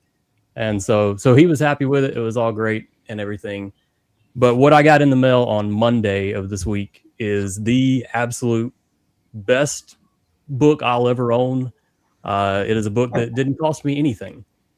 It will never go anywhere except for up here on the shelf whenever I get done with this show. But I put it on the Instagram page. But Todd sent me a book, and it says, "To Impressed, thanks for working on my book." And Wow. It looks so good. That is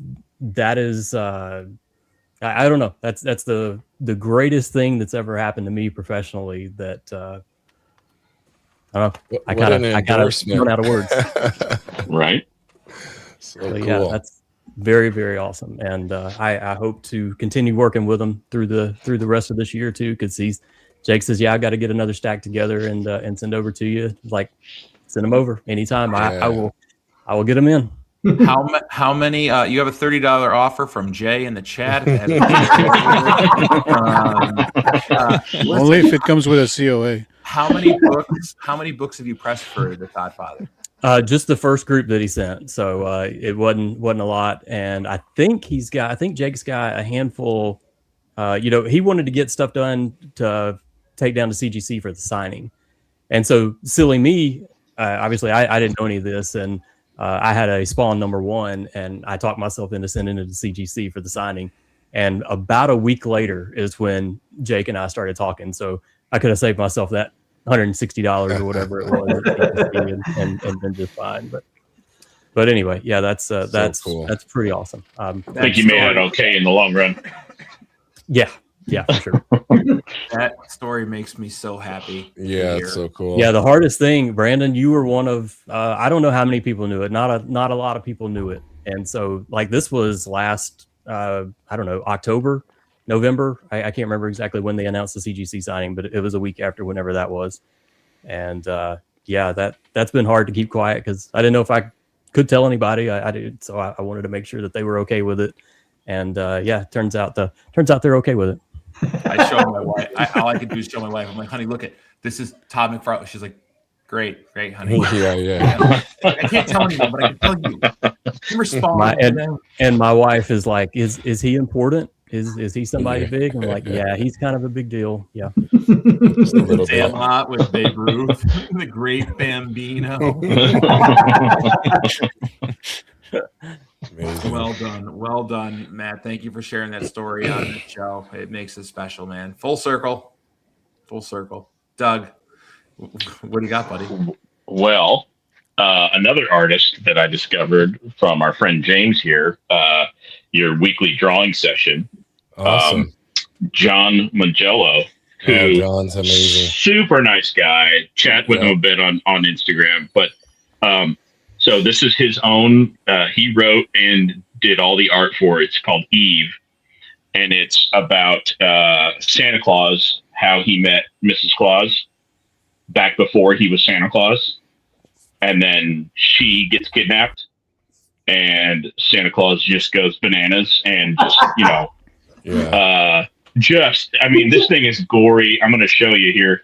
So this is available on Amazon, but I picked it up from John's website, and I did that because on his website, if you buy it from him, he'll put a sketch on the inside. Yeah, so phenomenal. That is a sketch that he did. That is not part of the book. Yeah. Wow. Yeah, and there's two things that John can say that probably not many other artists can say. One, Daniel Warren Johnson did a little quote that's on there on the back for him promoting it. And two, Daniel Warren Johnson bought a page of John's original art from him at a convention. Oh, that's killer. If that's not high enough praise. But like, just to give you a little taste of what the inside there, that's Santa Claus right there in like Viking glory. So that's anyway, if I would have been Mrs. Claus, I would have swiped left on that guy. But I mean, it's really gory. Like, look at this full page. Yeah, it's just really good. Like the writing's good. He really like the art style really brings out the story. Like, it helps the story along. I love it. Oh, God. But John Mangello, check him out. He's a super nice guy. He'll chat with you on Instagram.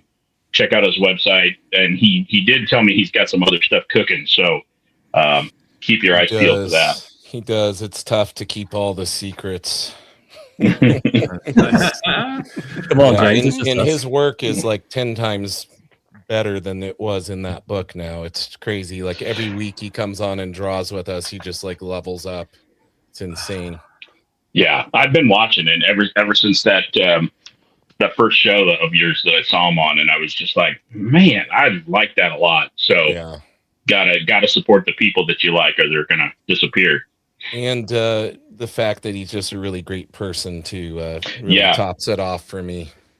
Yeah, super nice guy. Like I just told him, after I purchased it, hey man, saw you on James's show, the drawing show, and I just picked up Eve, and he was like, oh, okay. And this was right before all that heavy weather, winter weather that blew across the nation a few weeks ago. Yeah. He was like, oh man, I'm snowed in. I promise I'll get it to you as soon as I can. I was like, don't worry about it. And then it showed up, and I was just blown away to read it and the sketch, and just a super nice guy. Awesome. Freaking sweet. Love hearing it. All right, to end this round, Jay and Baxter are going to go, and then they're going to start the final round. So, Jay, you can go and show your last two items, my friend, and tell stories. And then Baxter. All right. So we'll start the fourth one with this is going to be a little bit of a showcase. As you saw from the poster, and if you followed our podcast throughout the years that we've been on, you know that I'm a big J. Scott Campbell fan. This being my favorite cover. Oh, beautiful. Renew Your Vows. I just love, how natural they kind of look and how playful they look, and how they got the little plushy tiger, because MJ calls him Tiger, of course. Oh, I love it. So, this is one of my favorite covers, if not the favorite cover of him. So I had, of course, to go out and get a little something. Ooh, nice. Holy shit. Wow. That's killer. Another transparency from that production art. Again, not an original because, it's J. Scott Campbell. But, of course, I had to go get it because, again, it's one of my favorites. And then to complement it, I had to go with a little something on 3D. This sucker's heavy. Hopefully I can do a good job displaying it. Oh, Wow. Oh, nice. Oh, that's so cool. I love that. There's the little sideshow statue of that cover. That's so sick, dude. It's amazing. So, that is amazing. That's your favorite cover that he did for Spider-Man? yes, sir. That was Of course, he gorgeous. has the 601, which is the, controversial because MJ and how she looks, and the one with Black Cat and how they're kissing, and he's got a bunch of stuff. But this one I think portrays exactly what Spider-Man and MJ are. Yeah. So that's why it's one of my favorites. It's not too scandalous like 601. And I think it just reflects their marriage and their relationship really, really well. So, Amen, brother. Amen. It's cute. Yeah. It's cute. yep, it's cute. Love it. Yep. Love it. All right, Baxter, take us home, buddy, for your final. All right. So, I'm a professional wrestling fan, and AEW was in town on Wednesday, and so I decided to attend that. I got the VIP experience. So with that, you get front row seat, and you get to go early. You get to do a Q&A, and then there's a couple of meet and greets. And so that was a lot of fun. And they ended up giving everyone like a goodie bag with like different merch in it. And one of those items ended up being a comic book, which I was not expecting at all. But, Oh, sweet. and it's like a friggin' massive comic book. It's like Wow. 11 by 17. And so this is definitely the biggest one in my collection. But it's a crossover event that they did with DC Comics. I don't really know what the story is totally about yet. Just I checked out the first couple of pages. I can tell it's like there's something to do with the multiverse championship, and they've got Excalibur and Booster Gold on commentary. So looking forward to reading it. But yeah, that was a unexpected addition to the collection this week. So, Dude, that's sick. Super sick. yep. The last thing I have is a box. Fragile. Fragile. Must be playing. Italian. I know that box. Unfortunately, I'm not going to open it on this show, but I do want to plug it because it's my first experience with sending my books in for work, and so I sent in a handful of books over to Jeff at Comic Spa, and then he did his magic, and I just got this box this week, so he'll be on our show in an upcoming episode. I know Jay is still waiting for one of his to get back, and then we'll have him on and do an unboxing. I think I'm on with you guys on the 3rd, right? We're doing April 3rd. Next Friday. Next Friday, yeah. Check it out next Friday. Yeah, Jeff, next Friday. Yes, sir. Yep. So in that box, it's Tomb of Dracula #1 and ASM 39 and ASM 252. So I like your style. Those are great books. Talk dirty to me. Yeah. Too much Dracula. Oh, I can't wait. I'll definitely pay attention to that because anytime Jeff goes on a show, it's really fun to listen to him talk with people. But again, come hang out with the 3 of us next Friday. It's going to get bonkers. I'm sure it'll be fun. But Baxter, thank you, man. Looking forward to it. Thanks, man. Thank you. There you go. Well, since people are pulling out their original art, I'm going to have to pull out my best original art. And it has to go with the very first comic book I bought with my own money. That would be Avengers Annual 10. I bought this off the rack back in the day. Don't believe what Go Collect. Do not believe the Go Collect propaganda. This is not the worst comic book cover of all time. Do not believe some YouTubers who hate Al Milgrom. His artwork makes some people vomit. That's not true.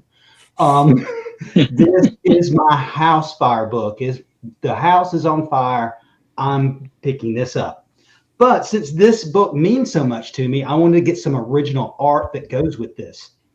So what I did was I took this cover of this comic book and I copied it. And I left the panels blank. And when I went up to Terrificon to meet, other fellow YouTubers like M.O.N Comics, I got this created. That's so cool. Oh, very cool. So in each of these panels, I had 2 artists work on these panels. I had Al Milgrom, who did the original cover, and Michael Golden, who did the artwork on the inside. So at Terrificon, I had Al Milgrom do this panel and Michael Golden do this panel. And then when I went to Heroes Con, I had Al Milgrom do this panel and Michael Golden do this one. Unreal. And Michael Golden happened to be at the South Alabama Con, and I said, hey, I can get him to finish off the bottom down here. So this is my piece of original artwork that I might. I love it. And what I bet did they liked working on that too. Do what now? I said I bet they really enjoyed working on something like that too. Yeah, they did. They did like working on it. And what I did was I took this cover. This cover came off of something else. But I Frankensteined it into a facsimile of the comic book.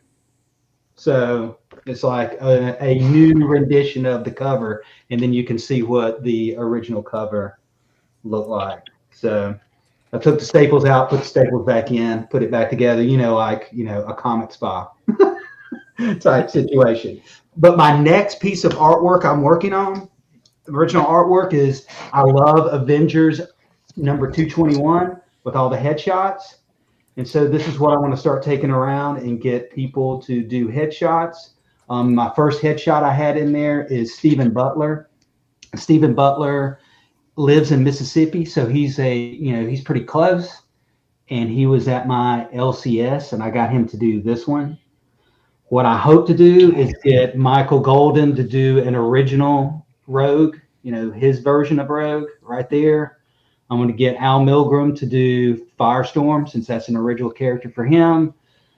I know Ron Wilson is usually at cons. I'm going to get him to do a thing right here. And I would absolutely love to get an original Walt Simonson Thor.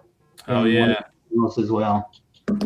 Be awesome. So, that's in my mind. Those are the ones I know I can probably get to put in there. And I want to figure out who else is going to go in the other ones. Hey, time Super out. cool. Thanks to Raph, the Turtle Collector, for the super chat. That was very kind of you. This person has been commenting on my videos, and he says I know who he is, and he's like, all will be revealed soon. And I'm like, who the hell is Raphael, the Turtle Collector? Who is it? And some of you must know. Because Richard was like, well done, Raph, but like I don't know who this person is. They're just trolling me in a good way, and I love what I'm here for it. So thank you, Raph.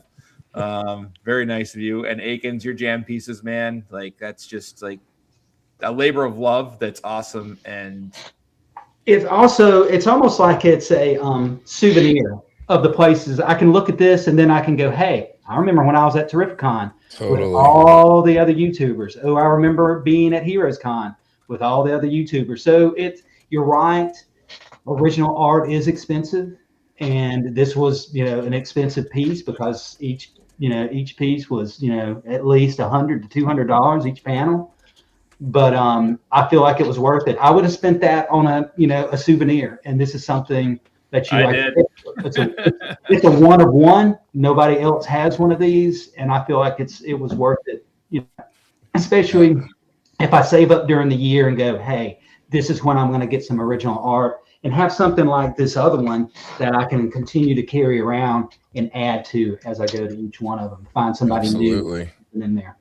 Working on it, Biggie. I'll reach out to everyone, get everyone cycled back through for sure.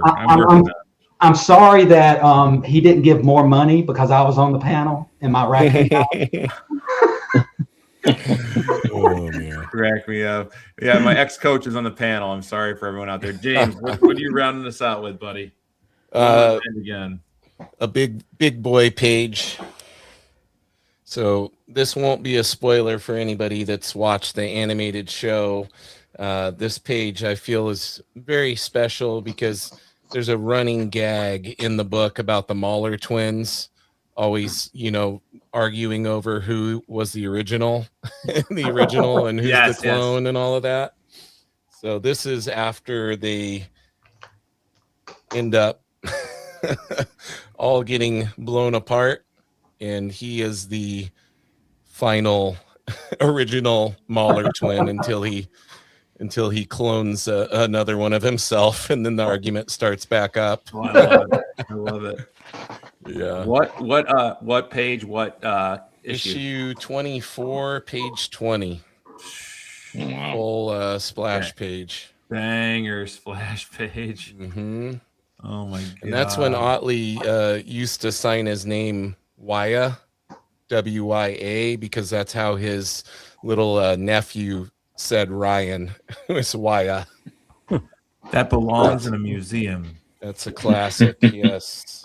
Oh my god, that was so good. There's a bigger one on the other side of my monitor, but I know we're only supposed to show 5, and it is also a big spoiler for people. It hasn't happened on the show yet, so I don't know that I should. Yeah, I'm trying to read the book before. I don't know that I should show that because it'll spoil a big plot part for next you. time we have you on again. How about that? Next time. I've been able to have you on twice now, so I can say next time. And I'm honored, brother. It's all on this side of the table, dude.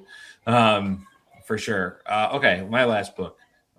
Matt knew this was coming. Probably a lot of people did, but back after the fire, I wasn't buying much. I'm still not. I'm really just kind of, waiting to see where it all lands before I start to try to rebuild a collection, decide where I want to go. I picked up some stuff, but Spro from Spro's Comics reached out. He's like, dude, I got this. And he showed me, and I'm like, it's just not the right time. But a couple days later, I ended up hitting him back, and I'm like, oh, let's try to negotiate here and see. And he came up with an estimated grade and a price, and he said he estimated it at 9.2. And I said, yeah, from the pictures you sent me, it's just pictures, but I feel comfortable with that. So we looked at comps and stuff, and we settled on a price. So I got it. And I really like waffled over wanting to. We got some Banana Gate, fellas. Wanting to send it in. Oh, no. But I did because I've got the reprint that I can read. So I've got all issues of these now, one through wherever they're at, and it's like different variants and stuff that I found online. These are the only ones I really went to get back because it's not that like this hasn't, I think when the movie or show comes out, we'll see a little bump if people get into it, that maybe weren't into comics and don't like superheroes. But and then I sent it off to Matt. He's like, yeah, this looks nice, dude. I think it's a 9.2 and maybe we can get to a 9.4. And we fast tracked it because I have no patience. And all of a sudden I get this back the other day and he's like, tell me when you open it. And I was like, I'm not saving for review. I'm just opening it. So he ended up getting a 9.6. Oh, nice. Wow. Issue 1. I was very I would have been happy with the quoted 9.2, right? Like you do a comic deal, someone quotes you a grade. If you get a grade, that's okay, cool. And he didn't charge me a slab price of a 9.2. And then Matt got his hands on it and just went to town. And his work, obviously speaks for itself. But just so honored to have. This is something that really has left a mark on me. Something to Kill the Children, the story, and first appearance of Erica Slaughter. Guys, I think it is Banana though. I think we got some Banana Gate. Can you see it? Nah.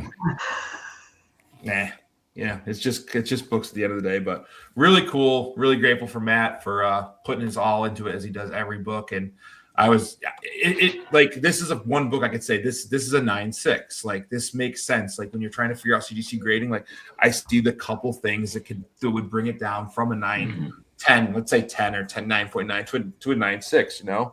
Let alone 9.8. There's spine ticks, but he crushed it, and I'm really grateful to actually own. First, those color breaks are the only flaw left on that book, and short of me getting a Sharpie on it, there's nothing that can be done about those. Yeah, corners were super sharp on this. Corners were really, razors, and the only way I would change this book is if I ever got a chance to get it signed by the creative team, but I don't even know if then. Because I don't know. I feel like I got lucky. So Something's Killing the Children, issue 1 in the collection. Thank you, Matt. Yes, sir. That's awesome. That was a good handoff to Matt.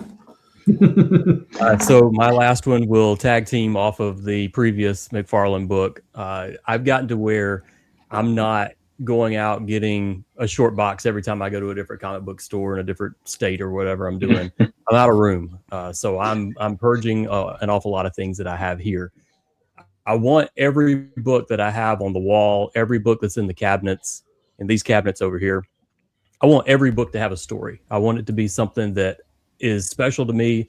It's not just something that got bought off of eBay. It needs to be, from a friend. It needs to be tied to people that I care about.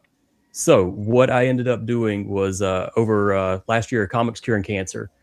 Nate over at Hall, he had a couple of McFarlane books, and I ended up grabbing pretty much everything he had, probably. But there was a Spider-Man #1 that was a silver book. It's the same one that you've seen a million times in your life. It had a little flaw on the bottom, but that was it.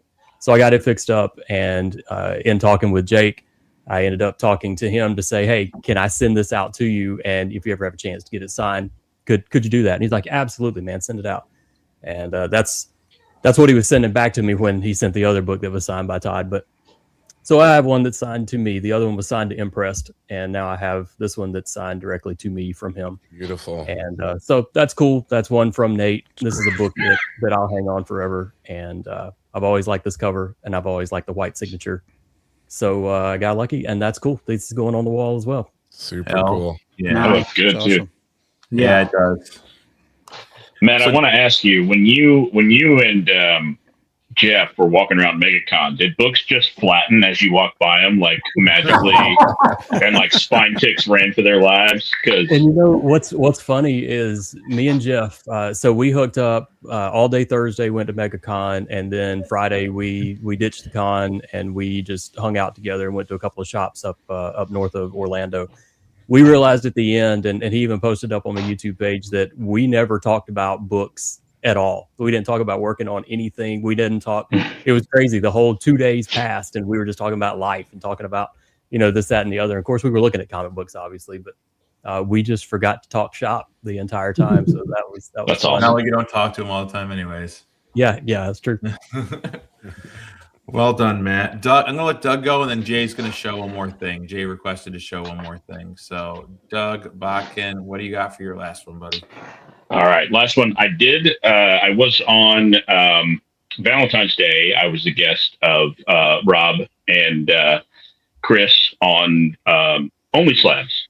So I did show this on their show, but I love it so much, I figured I would share it with all of you. And this is Daredevil #3. Watch me try to lose this glare here, but it's the Dutch version. You and your Nice. foreign, isn't that weird? You and your foreign comics, man. Hey, I mean, you know, they take a lot of liberties with the colors, and oftentimes foreign comics are different paper quality, so you don't either you lose a lot of the color or you don't lose as much. But this one looks really cool. But one thing that's awesome about it is front and back are the same. Oh, cool. That is But crazy. it's also issue 3 and 4 in this one book, so it is kind of like a square bound. But yeah, it's Dutch version, Daredevil #3, and so it's like a double key because it's first appearance of the Owl and first appearance of Purple Man in one binding. So That's crazy. Super and then cool. of course, you know, you got Daredevil in red and black pajamas instead of yellow and maroon. Where did you find But that? so it's a seller, Whatnot seller, and Instagram seller. I think he, if I remember correctly, he posted recently. I think he's closing up shop. Like I think he's liquidating everything. But it's Hotkey Comics was his name. I know Cheddar's bought stuff from him, and some other folks in the community that we're familiar with. But Did you get your Australian man thing from him? no, that came from a guy, Instagram seller AB Comic Swag. Oh yeah, AB And that guy has all the foreign stuff. Yeah. And if you're not familiar and you're into foreign books, check out AB Comic Swag because he's got stuff. Mike's getting Yeah. it too. He's Doug, got stuff. did you see the run that he had of Transformer 1 foreign books about a Yeah, month and ago or so? he did one post with all of those covers, and I immediately was like, well, any day now, the lottery would be great to win. Because I know some of those he was, I mean, in fairness, he prices them appropriately because some of those things are ghosts for sure. But I mean, I think one of them that he had, I was super interested in. It might have been Spain or maybe another Eastern European country. But the one that I was super interested in, I think his price tag on it was like $1,500. And I was like, yeah, that's a little much. Yeah, no. Maybe it goes, but it can. Life for that one. Yeah, it can stay a ghost at that price. That's fine. Right. Well done, Doug. Well done, Jay. What's the last item you want to show, buddy, before we wrap things up here? Well, real quick here. As you guys know, if you follow the channel, you know, I'm on the hunt for completing the Fantastic Four Volume 1 run. I am 5 issues away from the sub 100 and 17 away from the whole 416 issues. You know, the number 1 and number 5 are going to be a pain in the butt to get because it's number 1 and number 5. And for the longest time, I thought that as far as the number 2 went, I could only get as close as a page from that book.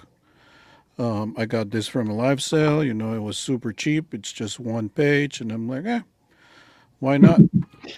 And then a couple of weeks ago, I had the chance to actually transform that page into Nice. Oh, nice. Wow. Fantastic Four Well done. number 2. Wow. Shout out to Frank at Last Comics. He worked with me on a trade. If you want to see what I traded for this book, it's on our channel. But you know, he was great to work with. Gave me a great value for the books that I traded. Some of those kind of hurt because you know they're books that I loved. But at the same time, and like I was telling Max, some of those are modern books, like Batman 423, books that I can find again. Um, and this is not one book you see every day out there. It's in the wild. So awesome to work with. Big shout out to him. And that's why I wanted to share with fellow collectors that I know Super have cool. a love for Nice. this kind of thing. So Congrats, Jay. Congrats, Jay. man. Thank you. That's awesome. Huge grab. Yeah. Huge grab. Definitely.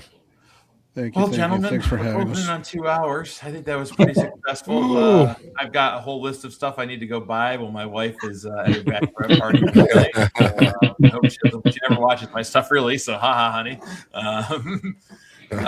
Guys, thanks again for making the time to come on and be Thank the you, buddy. First Repeat Offenders Club. Keep me posted on all your stuff. I'll catch up on your channels when I can. Everyone who's watching this on the replay, please go in the description. You'll get a little bit of everything from these content creators here, from press and cleaning stuff, original artwork, drawing, history of comics, original creators. You'll get everything by watching these guys. So please, by all means, go sub them up and check out their shows. And we'll get ready for another Big Five Live. We might do another Repeat Offenders. I've had a couple people reach out and say I'd like to do that again. So it just makes it easy. Awesome. Guys, thank you all for coming on again tonight. I'll catch you backstage in a minute. Thanks to the chat for hanging out all night. Thanks, Raphael, I'm going to figure out who the hell you are. Killing me now. But I hope you guys have a great rest of your weekend. Until next time, keep reading those comics. Later, guys.